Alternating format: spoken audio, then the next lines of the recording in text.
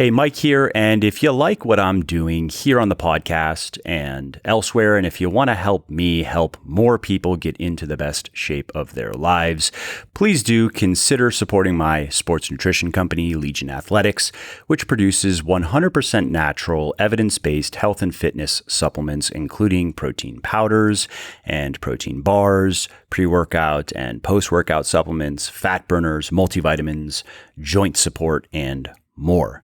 Head over to www.legionathletics, that's Legion athletics.com now to check it out. And just to show how much I appreciate my podcast peeps, use the coupon code MFL at checkout and you will save 10% on your entire order.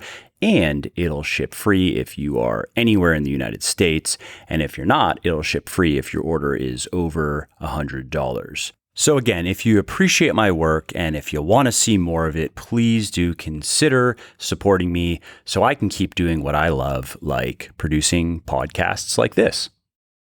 Hello, friends. This is Michael Matthews.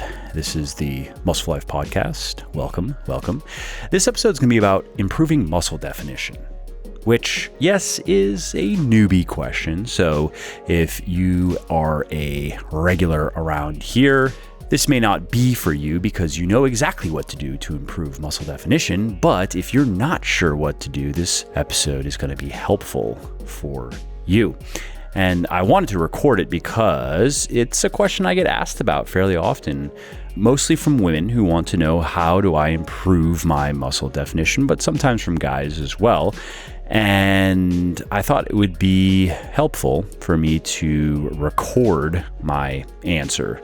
I have an article on it over at legionathletics.com, and I have a copy paste that I can send people, but I figured, hey, why not throw up a podcast on it as well, because it is not something that I have specifically addressed already. So if you have muscle definition on your mind and you're a guy, it means probably that you would rather be smaller but ripped as opposed to bigger and fluffy, as some people like to say. And if you are a woman, you would prefer to be lean and toned as opposed to skin and bones. And that's really what we're talking about when we say improve muscle definition. We're talking about getting that muscular, lean, athletic look.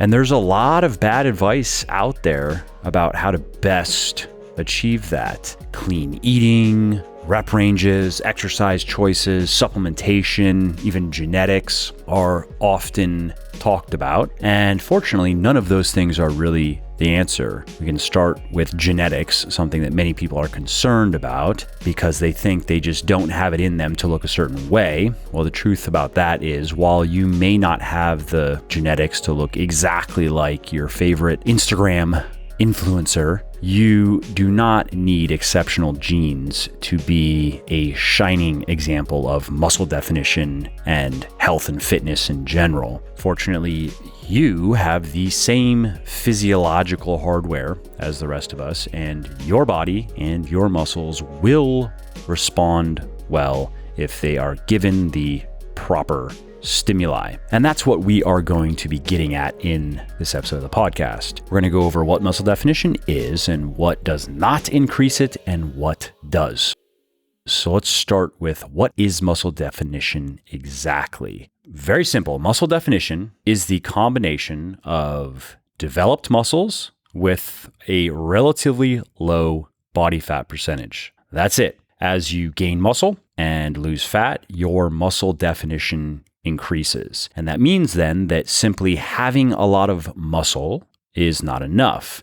For example, you can find plenty of pictures of guys online who are big. They have big muscles, but not much definition. And really what this comes down to in terms of body fat percentage is, once you get at and above about 15% body fat as a guy, you really start to lose muscle definition everywhere in your body. That's where your abs start to disappear, vascularity starts to disappear, muscle separation starts to disappear, particularly in like your shoulders and your arms, separation between your biceps and your triceps, for example, your legs, and so on.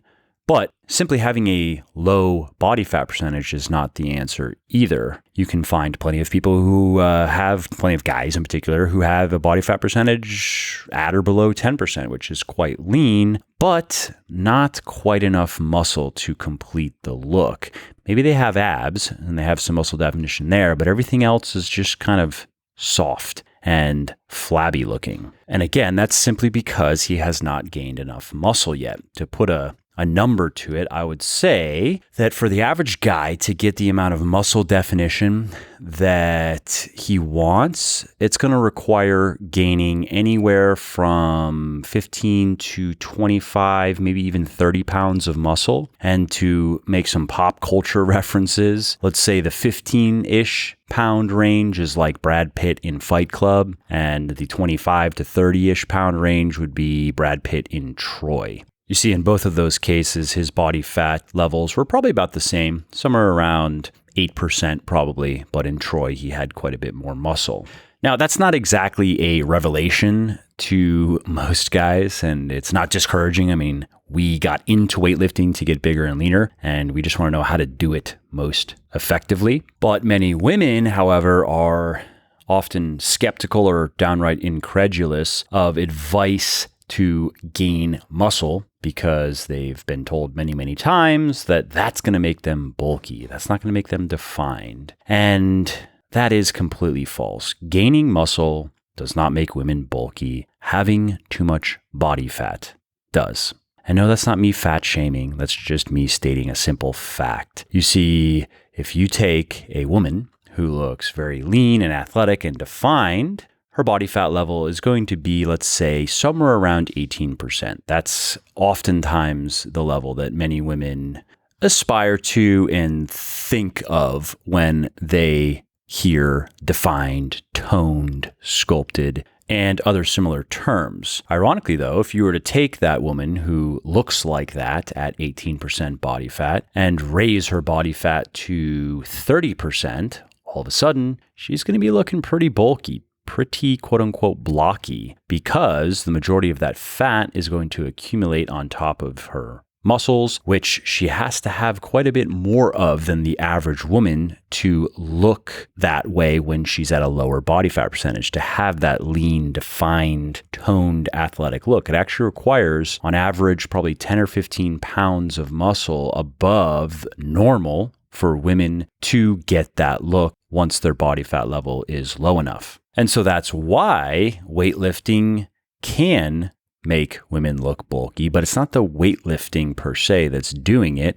It is simply having too much body fat. So women who are getting into weightlifting to get a lean, toned, defined body just need to know that the quote unquote price they have to pay if they don't want to look bulky is they simply have to keep their body fat level around 20%. If they let it get too high, they are going to look a bit bigger than they probably want to look. Their legs might start looking like logs, and their butts might start getting too big for their britches, and their arms start to fill up like sausages. Now, also keep in mind, there are many women who don't care so much about those things, and there's nothing wrong with 30% body fat per se. You can be perfectly healthy at that level of body fat. You start to get above that, and I would argue that it's probably going to start having negative effects on your health, regardless of how well you eat or how much you exercise. And as you start to get very high, you start to get into the obese range, which actually technically starts around 30% body fat, and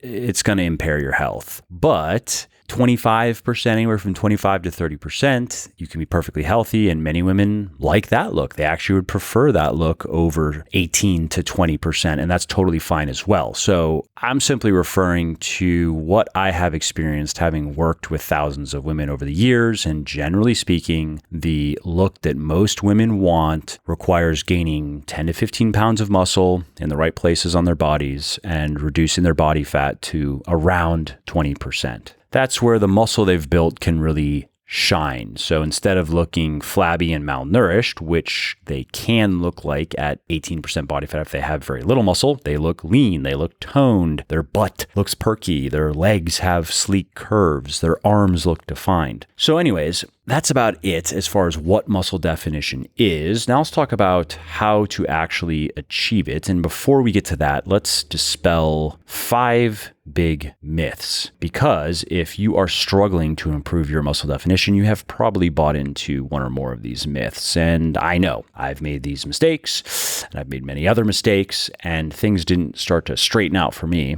until I had wasted many years in the gym spinning my wheels. But here I am today, right? Let's start with the first myth, and that is that you must eat clean to look lean. You've probably heard this many times. You've heard that you have to clean up your diet to tone up your body. Fitness magazines and experts and gurus have been dinning this into our heads for decades now, and it is one of the first and probably only things a personal trainer will tell you about dieting, and it's simply not true. What is true is, as far as body composition is concerned, which really we're talking about there is muscle mass and fat mass on your body, how much you eat, how much food you eat is far more important than what food you eat. And that's not to say that the nutritional quality of your diet doesn't matter, because it does. But as far as gaining muscle and losing fat and maintaining a certain body composition goes, calories, which are referring to the energy content in food, and macros, which refers to how those calories break down into protein, carbs, and fat,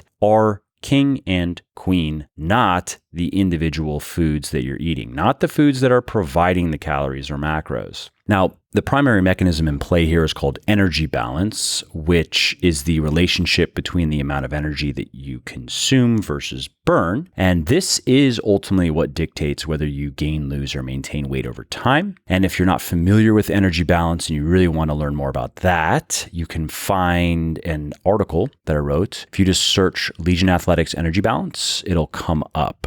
I don't know exactly what the title is. I think it's like how to use energy balance to lose fat and gain muscle, something along those lines, but it will pop up. And I'm also going to record a podcast specifically on energy balance, but I'm not sure when. I'd have to look at my calendar. So for now, the easiest way to learn is just to check out the article I wrote. But I'm going to talk a little bit more about it here. I'm not going to go into all the details, but what it really boils down to is losing fat. If you want to lose fat, that requires eating fewer calories or less energy than you burn over time. And that is true regardless of the foods that you eat, regardless of where those calories come from. So in that sense, a calorie is very much a calorie, and that's never going to change. But when you want to quote unquote lose weight, what you really mean is you want to lose fat and not muscle. The goal should not be to just lose weight or gain weight for that matter either. In that case, you want to gain muscle and not fat. And when we are looking at body composition through that lens, then we do have to go beyond just calories in and calories out. We have to now factor in where those calories are coming from in terms of protein, carbohydrate, and fat. And those 3 nutrients are also known as macronutrients because your body requires them in large amounts to stay alive. And that has been shortened to macros. So you've probably heard that before. And so here's what you need to take away from this first myth we are debunking. The quote unquote cleanliness of your diet, of the food that you eat or any individual food, does not have anything to do with whether you gain or lose fat. That entire theory is nonsense. Now, it could be said that certain foods are more conducive to fat gain, for example, because they contain a lot of calories and they're very tasty and easy to overeat, and that then encourages overeating. But that's a far cry from the prevailing belief that some foods just make you fat, including sugar or any other dietary boogeyman, and that other foods just make you lean inherently and magically. And the same fundamentals that we're talking about here apply to gaining muscle too. To gain muscle efficiently, you want to consistently eat more calories, slightly more calories than you're burning over time. And you want to make sure that your macronutrients are properly balanced. High protein is very important. High carb is better for most people, but not all. Some people just do better with lower carb diets. Even though they're not optimal for muscle gain, a high carb diet is certainly more conducive to muscle gain, but that doesn't mean that everyone should be on a high carb diet. And if you want to learn more about that in particular, just search for Legion Athletics Lean Bulking and you'll find an article that I wrote on that. I may have already recorded a podcast on it too. I'm not sure. You have to search the podcast feed. All right, so let's move to the second myth, muscle definition myth number 2, and that is that you have to do a lot of high rep training. And this is one that I heard many, many years ago, that to get defined, to really bring out the shreds in your muscles, you want to get huge pumps and you want to really feel the burn and really work on those cuts in the muscles. And yeah, no, that's fake news. Dropping the weights and increasing the reps does not do anything special other than increase workout volume, and it can be easier on your joints. I mean, there definitely is a use for lighter weights and higher reps, but that is not something that you have to do to get good muscle definition, and it doesn't speed up the process of bringing out muscle definition. And that means it doesn't help with muscle separation, muscle density, vascularity. Those are all things that I once heard and maybe believed. At least I went along with them to try them out. And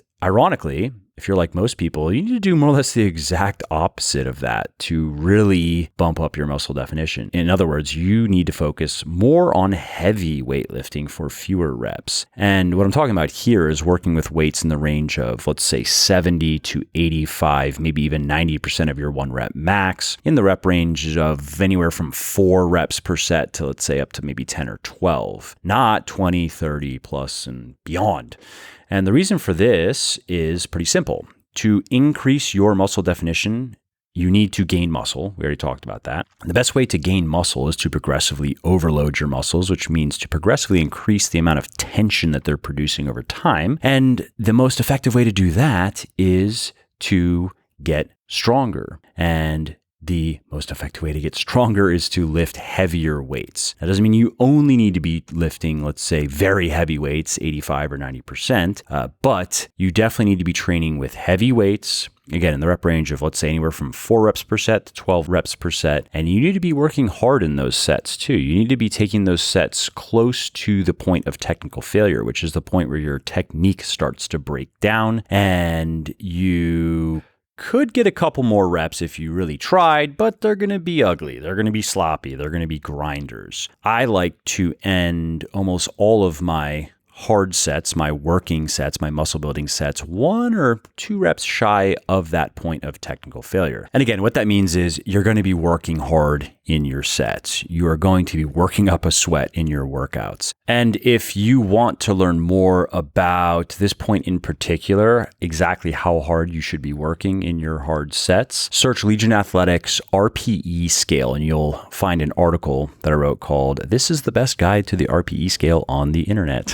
I also have a podcast on it as well, so you could search RPE in the feed and check that out. And why RPE, you might be wondering, well, that stands for Rating of Perceived Exertion, and it is a numerical measurement of how hard an exercise feels, and it's useful for understanding how hard you should be pushing in your weightlifting workouts. But let's get back on track here. The key takeaway here is if you want to increase your whole body muscle definition, then you want to increase your whole body strength, and that's going to require a lot of heavy weightlifting and a lot of compound weightlifting, which refers to doing exercises that are called compound exercises that involve multiple joints and multiple major muscle groups like the squat, deadlift, bench press, and overhead press. Those aren't the only ones, of course, but those are the ones people are most familiar with. And focusing your efforts on those types of exercises over isolation exercises, which focus on one major muscle group and involve just one joint, like the biceps curl or the triceps press down. Hey, quickly, before we carry on, if you are liking my podcast, would you please help spread the word about it? Because no amount of marketing or advertising gimmicks can match the power of word of mouth. So if you are enjoying this episode and you think of someone else who might enjoy it as well, please do tell them about it. It really helps me. And if you are going to post about it on social media, definitely tag me so I can say thank you. You can find me on Instagram at Muscle for Life Fitness, Twitter at Muscle for Life, and Facebook at Muscle for Life Fitness. Let's move on to the next myth here, muscle definition myth number 3, and that is you must use cables and machines. Now, this is kind of a natural extension of the last myth because it's a bad idea to do burnout sets on compound exercises like the squat, deadlift, overhead press, and bench press. So if you are going to do that, if you're really going to chase the pump and really feel the burn, you're probably going to be doing it with quite a few machines and cable exercises. And these types of exercises can definitely have a place in your training. But as far as muscle and strength gain go, they play second fiddle to the free weight compound exercises that I've just been talking about. And so the takeaway here then is really in line with the takeaway from the last myth. And that is just that most people need to have more muscle to have more muscle definition, and grinding away on cables and machines is just not the best way to do that. So instead, what they should be doing is they should be focusing on the harder stuff, the big barbell movements that involve your entire body, as opposed to the fun stuff that pumps up your biceps and your chest. Okay, myth number 4, you must eat a low carb diet. Oh, low carb dieting. It's all the rage these days. And everywhere we go, we hear that if we just cut the carbs out of our diet, especially the simple carbs or the white carbs, the heavens will part and we will be blessed with the body we've always dreamed of. It will be lean, it will be muscular, it will be pain-free, it'll be full of energy. Well, no. It doesn't work like that, and especially not for many of us fitness peoples, because ironically, low-carb dieting will not only fail to help you improve your muscle definition more than high-carb dieting, it can actually make it harder. Now, I mentioned a little bit of this just earlier, but let's go through it again. First, let's talk about fat loss. Here's something I didn't mention, and that is that you don't lose fat faster on a low-carb diet unless it helps you stick to your diet better, unless you just like it, essentially, and maybe you feel fuller on it, although people often feel fuller on a higher carb diet, not a lower. If for whatever reason you just find that you can hit your calories and your macros better with fewer carbs rather than more carbs, then that's a reason to do it. But you should know that study after study after study has shown that so long as protein intake is high, people on low carb diets do not lose fat faster than people on high carb diets. So what that means then is so long as you eat the right amount of calories and protein, how many carbs you eat has no effect on how much fat you lose and how quickly you lose it. It can affect weight loss initially because when you drop your carbs, your body flushes out water and glycogen, which is a form of carbohydrates stored in the muscles and liver. And so you can see a nice little burst of weight loss, but realize that is mostly water and glycogen loss, which of course stabilizes in the second or third week. And from there on out, you're not even going to see faster weight loss with low carb, and certainly not faster fat loss. Another point is muscle gain. And I mentioned this earlier, that you gain less muscle on a low-carb diet because when you cut your carbs, as I just mentioned this, you reduce the amount of glycogen that's stored in the muscles. And that's an important source of fuel for your workouts, especially intense workouts. And that, in turn, reduces both your muscle endurance and your strength, which can make for lower quality workouts and slower progression in your training over time. And that, of course, means slower muscle growth. And that's not just me saying that. That's been demonstrated in a number of studies. And research also shows that low intramuscular glycogen levels impairs post-workout signaling related to muscle growth. So in other words, what low-carb dieting does is it causes your body, causes your muscles in particular, to respond less anabolically to your workouts, which makes them less effective for muscle building. And as if all that weren't enough, studies show that low-carb dieting also raises cortisol levels and reduces testosterone levels. And as cortisol is a powerful catabolic hormone, it breaks tissues down, and testosterone is the primary hormonal driver of muscle growth. The downsides of that are clear. Now, I'm going to reiterate what I said earlier, though, and that is that you can gain muscle on a low-carb diet. You can. It's not optimal, but you can, even on a keto diet. And so if you really like low-carb dieting or you really like keto dieting, that's fine. Just know that it's not optimal. And if you don't particularly like low-carb dieting or keto dieting, then you can eat plenty of carbs and be plenty healthy and enjoy more muscle and strength gain in the gym. Okay, so let's move on to the fifth and final muscle definition myth, and that is that you got to do a lot of cardio. And yes, you're going to love me for this one because you actually don't have to grind your joints into dust to get lean and to stay lean. In fact, you can lose all kinds of fat and you can stay very lean. You can have a six-pack year-round doing absolutely no cardio if you are so inclined, because it's energy balance that drives fat loss or fat gain, not food and not exercise choices. And what that means then is, so long as you know how to manage your calories in and calories out, you can get and stay lean without doing cardio. That said, cardio certainly can help you lose fat faster because, well, it burns energy. And research shows that doing cardio can also help you control your appetite, and that can make it easier to stick to your diet. And there are health benefits to be had with doing cardio. I'm not anti-cardio, but I do not recommend doing a lot of cardio when you are wanting to lose weight or lose fat, and certainly not only cardio. I would much rather have you spend most of your time training your muscles to drive muscle gain, or at least to help you retain your muscle while you are restricting your calories, and then use calorie restriction to drive fat loss. And then if you want to supplement that with cardio to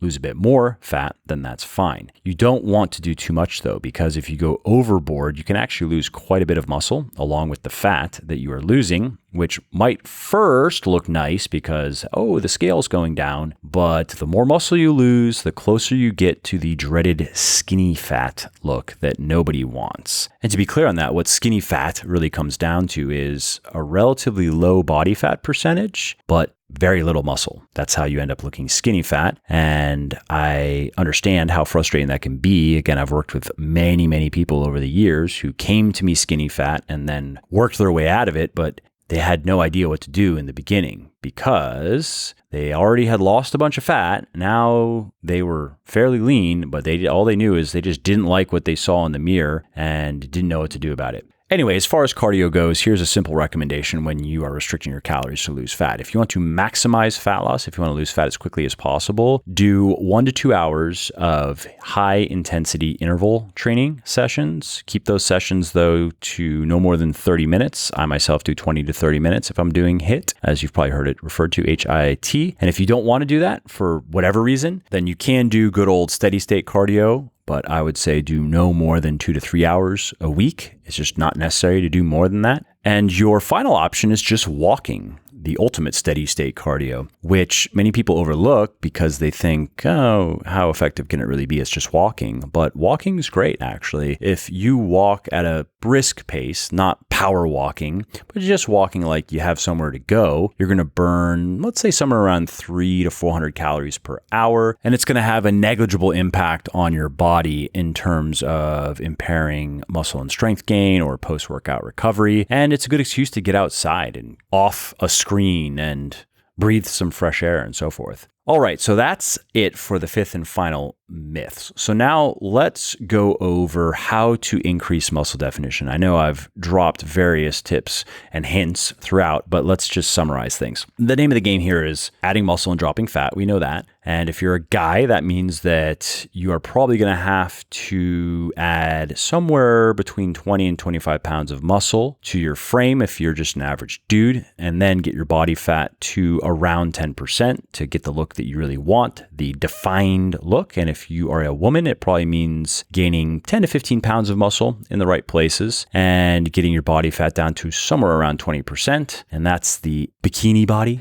And as far as doing that, fortunately, it's pretty straightforward. The average guy can gain somewhere around 15 or 20 pounds of muscle in his first year of proper weightlifting. And the average gal can gain about half that. And what's more, if you're new to proper weightlifting, proper strength training, then you should be able to build muscle and lose fat at the same time. So you are going to enjoy a bit of that recomposition, as it's referred to, at least for your first 6 months or so. And to do that, you don't have to do anything special. You just set up your diet to lose fat. So you make sure that you are maintaining a calorie deficit, make sure that you're getting enough protein, probably should be getting enough carbohydrate as well. Again, a higher carb approach is probably going to work well for you. But once your newbie gains are behind you, which really just refers to the fact that for the first 6 months or so, some people see it for a bit longer, maybe 8 months, max would be 12 months. Your body's hyper responsive to weightlifting. And so you are going to gain muscle and strength fairly quickly in the beginning. That's newbie gains. Once it's over though, it's gone for good. And then you really can't recomp effectively anymore. You can't effectively gain muscle and lose fat at the same time. You really just need to choose one or the other. And so what that means then is if you are a guy who is over 15% body fat, then I would recommend cutting first. This is the formula for increasing your muscle definition. The first thing is let's get your body fat down to the 10% range or so. And if you're a woman over 25%, let's get that down to about 20%. And I won't go into all the details as to why this is, but the long story short is your body's muscle building machinery, so to speak. It just works best when you're leaner. And if you keep your body fat levels generally lower, just in the athletic range, we're not talking about bodybuilding range. This is just athletic. It just makes it easier to manage your body composition over the long term. You're going to gain more muscle when you are lean bulking. You are not going to have to cut as long when you are done lean bulking and you want to get your abs back and see what you're working with. It's just you are going to find the journey more enjoyable. And so then once you have your body fat level where we want it, so if you're a guy, if you're around 10%, and if you are a woman around 20%, then it's time to focus on gaining muscle. And this is obviously where you would start. If your body fat is already around that, if you're already around 10%, you don't have to be at 10% exactly. If you're 11 or 12% as a guy, or if you're 21 or 22% as a woman, that's totally fine. You can just focus on, you don't have to necessarily drop those last percent or two. And similarly, when your body fat level gets up to, as a guy, let's say 15, 16, 17%, that's where you call it quits on the lean bulk and you start cutting again. It doesn't have to be exactly at 15%. And as a woman, 25, 26, 27, that's okay. Anyways, so you're a guy, you're at 10 to 12%. Let's say you're a girl at 20 to 22%. It's time to maximize muscle gain. And no, that does not mean that you have to gorge yourself every day or drink a gallon of milk and just pile on body fat. In fact, that's actually the opposite of what I want you to do when you're lean bulking. I want to see slow and steady muscle gain as well as fat gain. You can't completely eliminate fat gain because, again, you do need to maintain a calorie surplus to maximize muscle and strength gain, and that will come with some fat gain. But I'm talking about something that accumulates over the course of months, not days or even weeks. You're not going to see that much of a difference day to day, week to week. But if you're taking pictures and you look month to month, you will see that you are definitely gaining some muscle size, but you're also gaining some fat, and that's okay. And again, if you want to learn more about that, just search for Legion Athletics lean bulking and you will find an article I wrote on it. And I'm not sure, I may have mentioned this earlier, if I have recorded a podcast or not. Not entirely sure. If you search the feed for lean bulking, it may pop up. Now, what about supplements? I save this for last because it's the least important, but it is something that I get asked about a lot, obviously, and you might be wondering. And the first thing you need to know is no amount of pills and powders are going to get you jacked, are going to get you shredded, are going to get you the body you want. Diet and training is going to do that. And ironically, most supplements are just worthless. Most fat loss supplements do nothing. Most muscle building supplements do nothing. But if you do know how to drive fat loss with proper dieting and you know how to drive muscle gain with proper dieting and training, like we've just covered in this podcast, then certain supplements can help speed up the process. And I'll just go over them quickly here. The first one's creatine, which is a substance that's found naturally in your body and in foods like red meat. And it's the most researched molecule in all of sports nutrition at this point. I mean, hundreds and hundreds and hundreds of well-designed and well-executed studies have been done on creatine. And the consensus, the weight of the evidence, is very clear. Creatine will help you build muscle faster. It will help you gain strength faster. It will improve your anaerobic endurance, which is nice for weightlifting, and it will reduce muscle damage and soreness and help with post-workout recovery. It's also relatively inexpensive if you buy it in bulk, and it is perfectly safe. And that's why it's in my post-workout supplement Recharge, which also contains L-carnitine L-tartrate and cortisolic acid. And if you are curious as to why and how Recharge can benefit you more than just plain creatine, just head over to legionathletics.com and navigate your way to the store and you'll see it on the menu. you'll see it in the store. All right, next up on supplements is protein powder. And that's not because a protein powder inherently helps you gain muscle or strength faster or lose fat faster. You don't need protein supplements at all. But considering how much protein you need to eat to maximize muscle growth, which is somewhere around a gram per pound of body weight per day, you could go as low as maybe 0.8 grams per pound of body weight per day. Getting all of that protein from whole food can be pretty impractical, and that's why protein powders can be convenient and useful. You have several options to choose from. The best are whey, casein, and if you want to go with something plant-based, rice protein or pea protein, or I prefer a blend of both. And I offer all of those as well. If you want to learn about my protein powders, just head over to legionathletics.com. And again, just check out the menu and you can click on protein powders, and there you go. You'll see what I got. I have a whey, I have a casein, and I have a rice and pea blend that is delicious. We actually just reformulated it and re-released it, and I love it. I have it every day. All right, next up is a fat burner, and fat burners mostly are junk and are never powerful enough to move the needle alone, but there are a handful of natural safe substances that have been scientifically proven to accelerate fat loss if you also know what you're doing with your diet, if you are maintaining a calorie deficit. And I have a fat burner that has the best of these molecules, and it is called Phoenix, and it contains a few things you've probably heard of, like synephrine, green tea extract, and forskolin. And if you want to learn more about that, again, just head over to legionathletics.com, hit the shop or hit the menu, and you'll see in the drop-down fat burners. Okay, the last supplement I want to quickly tell you about that is worth considering is a pre-workout supplement. And that's simply because a good pre-workout supplement is going to help you have better workouts. It's going to help you get in more high quality training, and that's just going to result in more muscle and strength gain over time. But you have to be careful with what you buy and ensure it's not something that is just full of stimulants.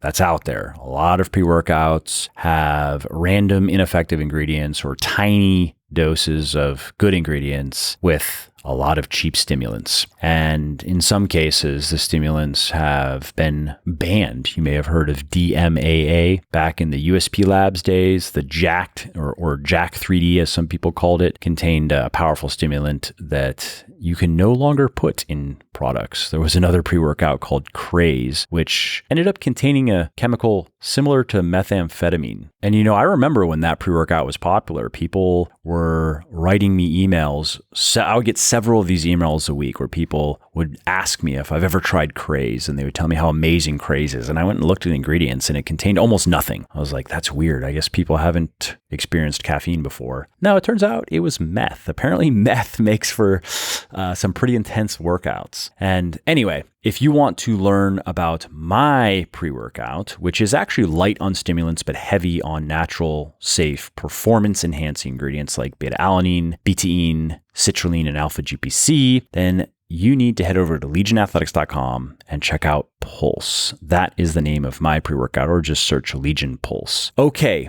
Well, that is pretty much everything that I wanted to cover regarding muscle definition. If you want more defined muscles, you need to get more muscle and lose body fat. You need to do one or both of those things. And that means then if you already have quite a bit of muscle, you probably just need to lower your body fat level. If you get down to about 10% if you're a guy, or 20% if you are a woman, you might be surprised how much muscle definition you now have. But if you don't have much muscle, if you don't have an above average amount of muscle, then you want to make sure that you focus on getting the muscle you need, which is somewhere around 20 pounds for most guys who are just starting from scratch, and 15 pounds or so for most gals. And you do that by just juggling your lean bulking and your cutting phases, or enjoying the recomp during your newbie gains your first year or so. If you start out, if your body fat level is too high starting out, then you can just focus on reducing it, and you will also gain muscle and strength along the way. And then once your newbie gains expire, you just go back and forth between lean bulking phases and cutting phases. And those lean bulking phases should last quite a bit longer than the cutting phases. And eventually you are happy with the amount of muscle that you have, and then you get your body fat level down to the desired range, somewhere around 10% if you're a guy, or somewhere around 20% if you're a girl. And voila. Then you get to play the maintenance game. That's the big payoff, because maintaining your ideal physique is much easier and takes a lot less work and discipline than building it. For example, you can maintain a great physique working out just twice a week if you want to. I actually wouldn't recommend that, because you should be exercising more than just twice a week for health reasons. But if for whatever reason you get busy and for an extended period of time, that's all you can do, you can still have a great body with just 2 workouts per week. I mean, hell, maybe even 1 workout per week. As far as your diet goes, you can just be more flexible when you're maintaining. You don't necessarily need to weigh and measure your food like you do when you're cutting. And if you overeat for a day or 2 or 3, you can just eat a bit less for a day or 2 or 3 and see no real change in your physique. And so anyway, that's what you have to look forward to at the end of the rainbow. And even if you're someone like me who just enjoys working out, I'm in the gym 5 days a week, even though I don't quote unquote need to be, and someone who enjoys eating a bunch of nutritious foods like me, it's still nice to know that I can deviate from my routine if I need to with no real consequences. Hey, Mike here, and if you like what I'm doing here on the podcast and elsewhere, and if you want to help me help more people get into the best shape of their lives, please do consider supporting my sports nutrition company, Legion Athletics, which produces 100% natural, evidence-based health and fitness supplements, including protein powders and protein bars, pre-workout and post-workout supplements, fat burners, multivitamins, joint support, and more. Head over to www.legionathletics, that's Legion athletics.com now to check it out. And just to show how much I appreciate my podcast peeps, use the coupon code MFL at checkout and you will save 10% on your entire order, and it'll ship free if you are anywhere in the United States. And if you're not, it'll ship free if your order is over $100. So again, if you appreciate my work and if you want to see more of it, please do consider supporting me so I can keep doing what I love, like producing podcasts like this.